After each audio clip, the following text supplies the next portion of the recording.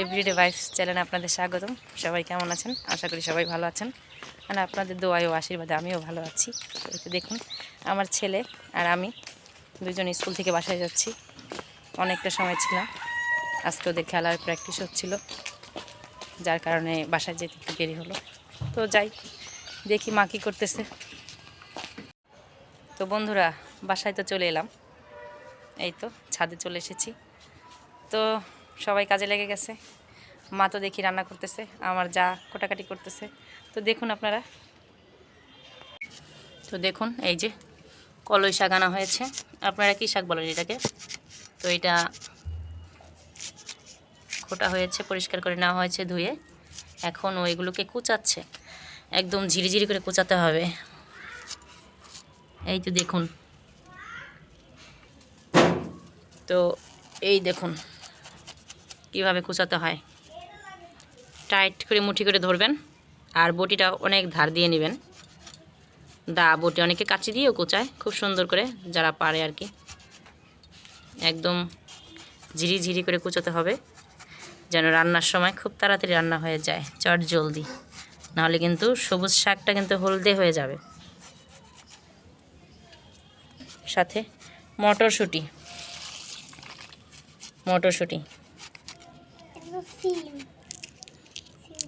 এই দেখেন, দানাগুলি কিন্তু বড় হয়ে গেছে, ঠিক আছে।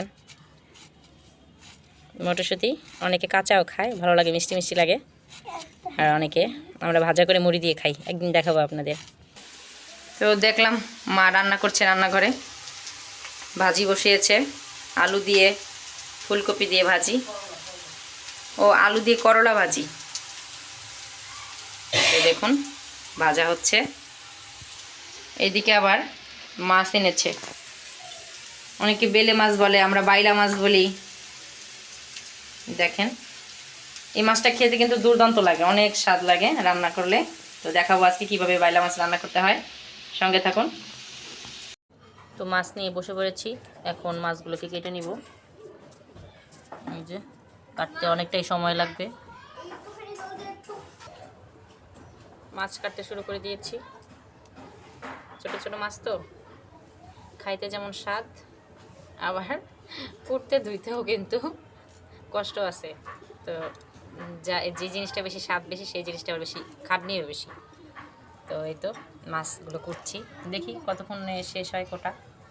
সুন্দর কিন্তু মাছগুলি, আর বাইলা মাছ খেতে কিন্তু দারুণ লাগে রান্না করলে।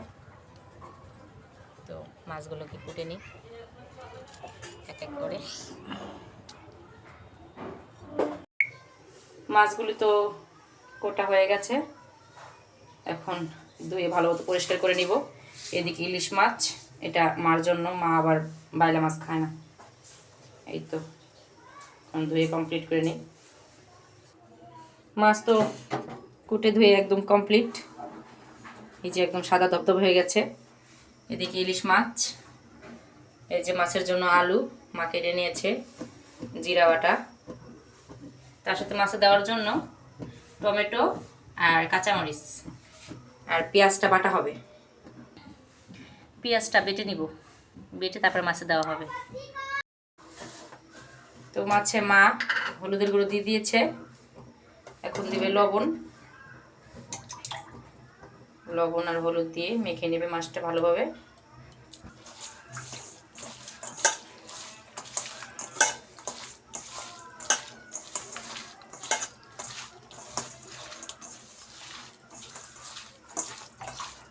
মাখানো কমপ্লিট, এখন ভেজে নেওয়া হবে মাছগুলোকে। মাছ ভাজার জন্য মা কড়াইতে তেল দিয়ে দিচ্ছে, তেলটাকে ভালোভাবে গরম করে নিতে হবে। মা মাছগুলোকে গরম তেলে ছেড়ে দিল।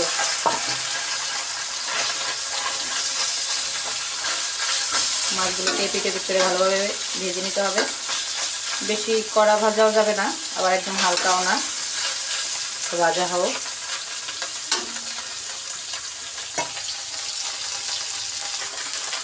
মাছ ভাজা তো কমপ্লিট, আবার এদিকে আর একটুখানি ছিল, সেগুলো ভাজা হচ্ছে, তারপরে রান্না শুরু হবে।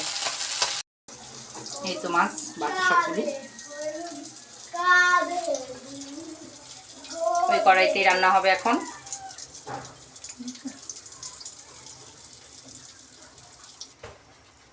তেল গরম হয়ে গেছে, জিরে ফোড়ন দিল মা।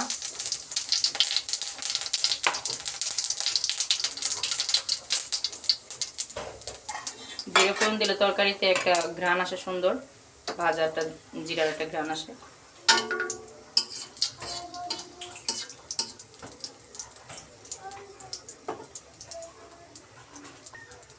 আলু দিয়ে দিল,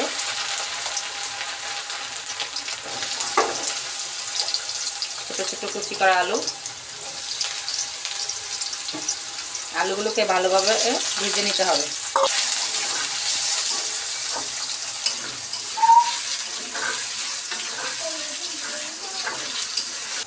আলু তো ভাজা প্রায় হয়ে এলো, এর মধ্যে এখন হলুদের গুঁড়ো দেওয়া হলো।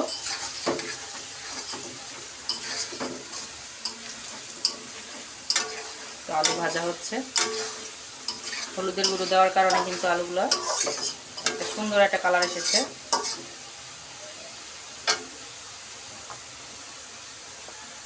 এখন মা দিয়ে দিল পেঁয়াজ বাটা আর কাঁচামরিচ চেরা।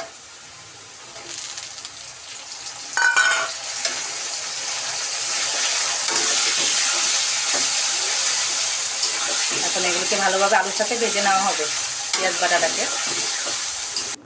এই দেখুন আমার ছেলে রোদ্দুরে আসছে ছাতা নিয়ে, শীতের দিনে রোদ্দুরে আসছে ছাতা নিয়ে, দেখেন কি পরিমাণ দুষ্টুমি করে। ওখানে আবার বড়ই রোদ্দুরে দিয়েছি শুকানোর জন্য, আর এই যে সে দুষ্টুমিতে। পেঁয়াজটা তো ভাজা হয়ে গেছে, এখন মায়ের মধ্যে জিরা বাটা দিয়ে দিল পরিমাণ মতন।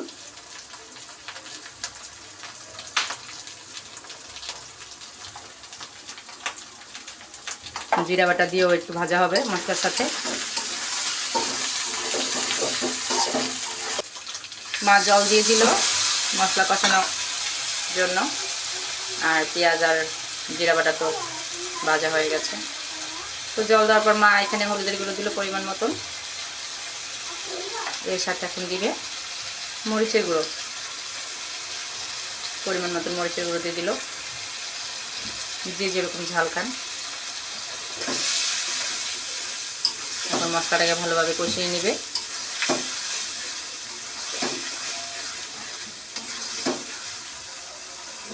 মশলার মধ্যে এখন দেওয়া হবে স্বাদ মতো লবণ, পরিমাণ মতো বা স্বাদ মতো।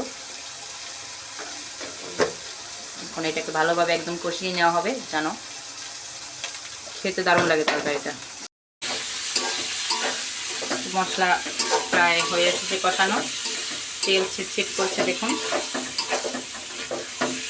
ভাজা ভাজা হয়ে গেছে প্রায়। তো বন্ধুরা এই তো মশলা কষানো শেষ, এখন মায়ের মধ্যে জল দিয়ে দিবি পরিমাণ মতন।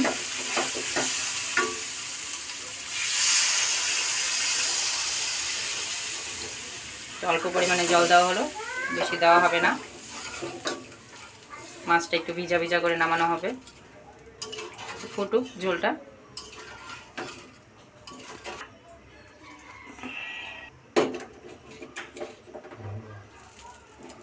তো এখন দেওয়া হলো টমেটো কুচি। আগে দিলে টমেটোটা গলে যেত, যার কারণে এখন দিল, একটু আস্তে আস্তে থাকবে। মাছের ঝোল তো ফুটে গেছে, এখন মা মাছগুলোকে দিয়ে দিবে ঝোলের মধ্যে। তো একে একে মা মাছগুলোকে দিয়ে দিচ্ছে, দেখুন আপনারা। তো সব মাছ দেওয়া হয়ে গেছে, এখন এটাকে নেড়ে আর 5 মিনিটের মতন রান্না করে নেবে। তো অনেকটাই হয়ে এসেছে, এটার মাখা মাখা ঝোল হবে, বেশি ঝোল হবে না। তো ছোটো মাছের মাখা মাখা ঝোলটাই বেশি ভালো লাগে, বেশি ঝোল অত ভালো লাগে না। তো কালারটা দেখুন কত সুন্দর এসেছে, দারুণ লাগছে দেখতে। প্রায় হয়ে এসেছে মাছটা। টমেটোগুলো একটু আস্তে আস্তে আছে, ওই দেখুন। টমেটো আস্ত থাকলে কিন্তু ভাতে মেখে খেতে খুবই মজা লাগে। আমার তো মনে হয় দারুণ হয়েছে, খেতে খুবই মজা লাগবে। তো এখন ধনিয়া পাতা দিয়ে নামানো হবে, ধনিয়া পাতা কুচি। তো শীতের মধ্যে ছোটো মাছে টমেটো ধনিয়া পাতা এগুলো দিলে কিন্তু খুবই টেস্ট হয়, মাছের ফ্লেভারটা খুব সুন্দর আসে। তো মা এখন মাছটাকে নামিয়ে নেবে। দেখুন, এই তো হয়ে গেছে মাছ, দারুণ হয়েছে, মাখা মাখা ঝোল। তার সাথে ওই যে টমেটোগুলো দেখতে কিন্তু আরও বেশি সুন্দর লাগছে। এখন সবাইকে খেতে। তো স্নান শেষ করে আসলাম, এখন কাপড়গুলোকে মেলবো, তারপরে সবাইকে খেতে দিব। পাশে থাকুন।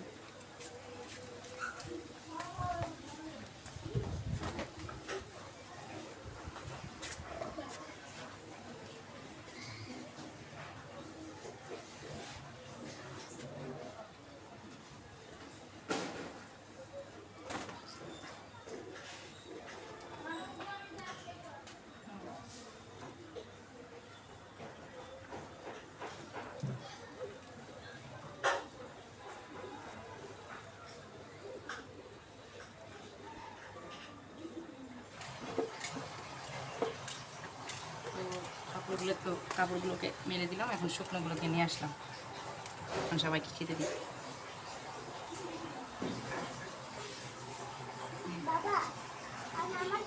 মা তো আজকে বেলে মাছ রান্না করলো, আপনাদের দেখালাম। তার সাথে ডাল রান্না করেছে টমেটো দিয়ে, এখানে আলু আর করলা ভাজি, আর এখানে কলই শাক ভাজা।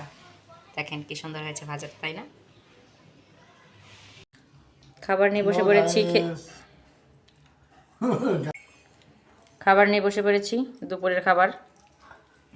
কলই শাক ভাজা, করলা ভাজা, ডাল, তার সাথে তো আপনাদের দেখালাম বেলে মাছ রান্না বা বাইলা মাছ রান্না।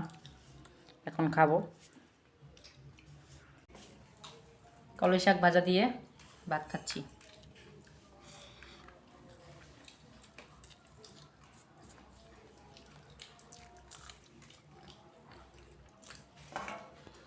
শাক ভাজার সাথে শুকনো মরিচ ভাজাটা কিন্তু দারুণ লাগে।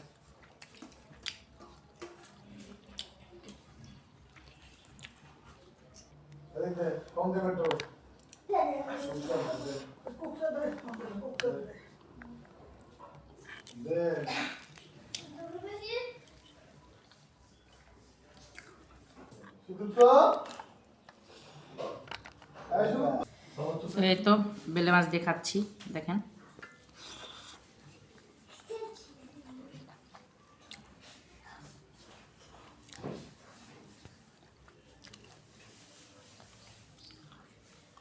তো সবাই ভালো থাকবেন, সুস্থ থাকবেন। তো ভিডিওটি যদি ভালো লাগে অবশ্যই শেয়ার করে দেবেন, তার সাথে একটা সাবস্ক্রাইব আর বেল আইকনে কিন্তু চাপতে ভুল করবেন না।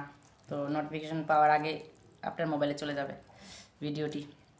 তো সুস্থ থাকবেন, ধন্যবাদ সবাইকে।